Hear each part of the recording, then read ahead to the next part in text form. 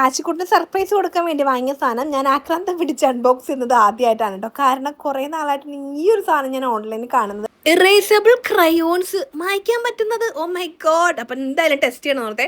അതുകൊണ്ട് അവൻ വന്നേക്കും പറഞ്ഞ സാധനം ഞാൻ പൊട്ടിച്ച് ടെസ്റ്റ് ചെയ്തിട്ടോ. പിന്നെ മേടിച്ചിട്ടുണ്ടായത് വീണ്ടും ക്രയോൺസ് ആണ് ഗൈസ്. പക്ഷേങ്കിൽ ഇതിനെ 1 lakh എബോ ആളുകൾ മേടിച്ചിട്ട് റിവ്യൂ ഇട്ടേക്കുന്ന ഒരു പ്രൊഡക്റ്റ് ആണ് കേട്ടോ. ക്രയോൺ ആണ്.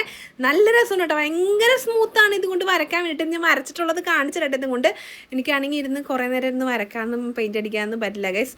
എന്നാലും നമുക്കിന്ന് ട്രൈ ചെയ്ത് നോക്കാം. ഇത് നമ്മുടെ കേദാർകുട്ടി ഉണ്ടാക്കി. അതോട്ട് ഹായ് പറയാൻ വേണ്ടി വന്നതാണ്.